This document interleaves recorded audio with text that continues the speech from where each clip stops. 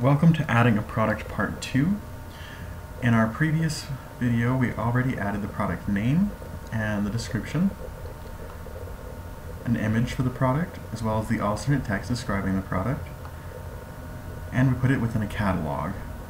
So in this one we're going to be talking about the SKU, the list, cost, and sell price, shipping, and then the rest of these sidebar items. Alright, so first for the SKU, it's usually just the model number or some other identifier. I'm not sure if you're keeping track of these, but you do have item numbers here on your original site, which I've been copying and pasting into the new one.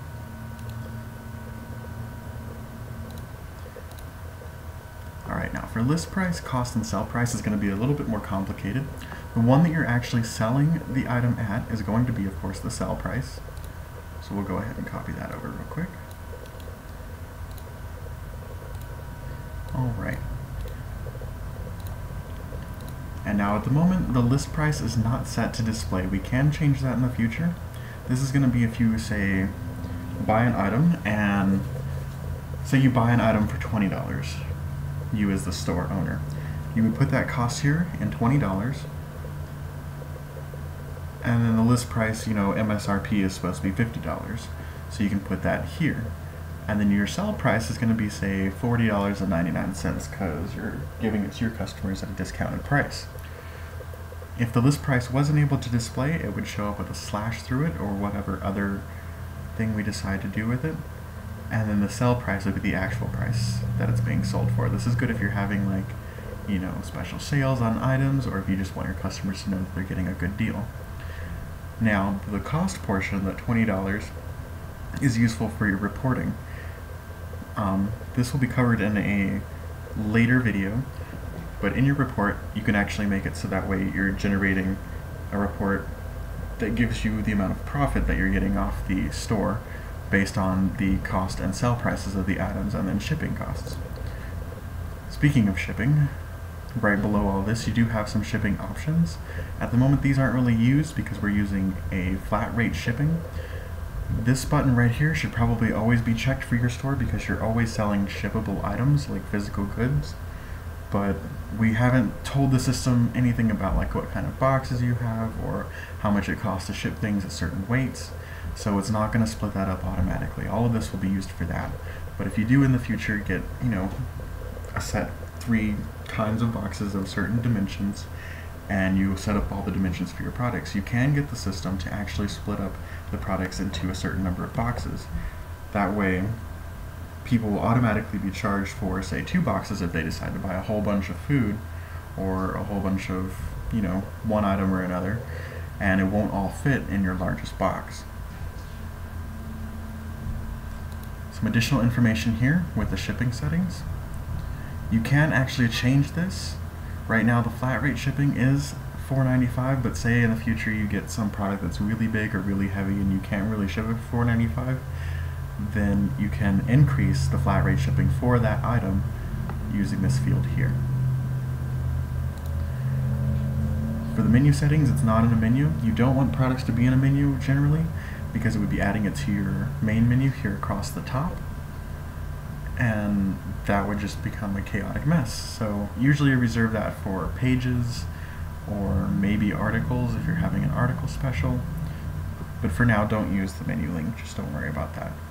URL path settings, as you can see, I've already saved this previously, but normally this will be blank and you'll just be able to generate automatic URL. This right here is going to be the URL that comes across here, like this. So it'll be patriotpersonaldefense.us/content/froglube CLP plus cleaner, lubricant, and preservative 4-ounce liquid. That's good for creating human readable URLs. If you don't do that, it'll literally say patriotpersonaldefense.us/node/20 or whatever node item it is according to the database. And because of that, people aren't going to be able to recognize it if they say bookmark it. This also kind of helps with search engine optimization a little bit because now you have certain keywords like frog lube or cleaner, lubricant in your URL alias. and people will be able to recognize that when they go to do search engine results. Meta tags is a little bit more complicated. I'm going to explain it in a quick overview here, but I'll go over it in more detail in a later video. The page title is going to be this thing right here at the top of the screen, where it says Edit Product, Frog Lube, CLP Plus, Cleaner, Lubricant, and Preservative, 4-ounce Liquid, Patriot Personal Defense. What it's going to do when you actually see the item is it's going to use the node title, which is this right here, and then Patriot Personal Defense, PPD. I have it shortened because Patriot Personal Defense is kind of long, and some of the product names are kind of long. You don't want the page title to be over 70 characters, because then when people go and search for this and it shows up in a search engine result, it'll get truncated. So they'll know it's from Patriot ... instead of Patriot Personal Defense. And this just gives it a cleaner look. The description is also used for search engine results. This is that little blurb of text under a search engine result that you see. It's normally limited to 150 characters, and I've actually customized the node summary description to truncate at 150 characters or before, and that'll take the description from this right here. If you go over 150 characters, it'll again truncate and just leave an ellipses at the end. But this way you can use it to give people as much description as possible about your product without having to ask them to read more. That way they want to read more. I know that sounds a little reverse psychology, but that's kind of how it works.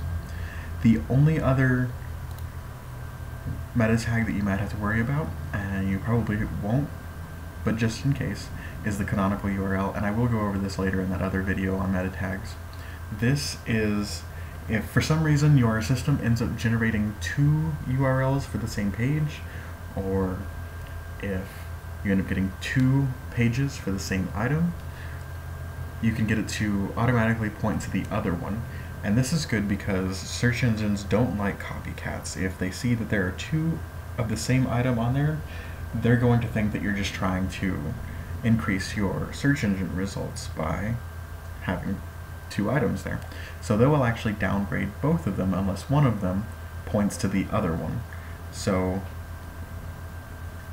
to do that pointing, you use this canonical URL right here.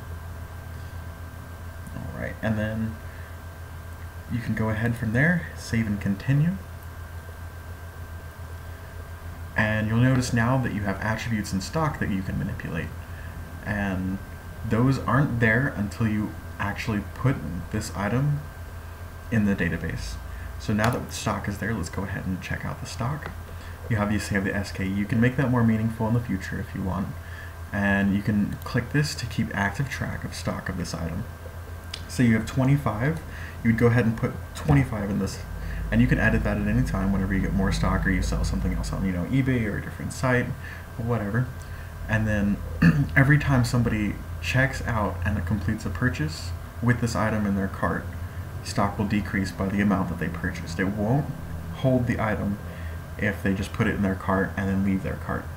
So that way you don't have to worry about people basically stealing your stock, because once it becomes out of stock, then people won't be able to add it to their cart, and you don't want one person taking all 25 of your lubricants. This threshold is kind of important too. This threshold is so that way you can set a number, say 10, and once stock reaches threshold, it will go ahead and email you a notification about this SKU and product, so that way you know that you need to go ahead and order more. You can go ahead and check stock again to make sure that you still have enough for now, but it kind of gives you that head start. So it's still pretty useful, and I would recommend doing it on all of your products. We'll go into stock more later when we look into reports as well. Alright, but for now I'll go ahead and erase all these because I'm not going to tell you how much of what product you have. We'll just go ahead and save changes, random errors, we'll go back. Okay, so then we can just save, and it will show us our new product here. And you can see you have the photo. It's got some padding so the text isn't smushed up against the photo, because nobody likes that. It looks bad. You get the SKU, the prices, and the quantity, so people can actually choose how much they're adding to their cart before they add it to their cart. That wraps up adding products. Stay with us and we'll keep going through the system and teach you about more things.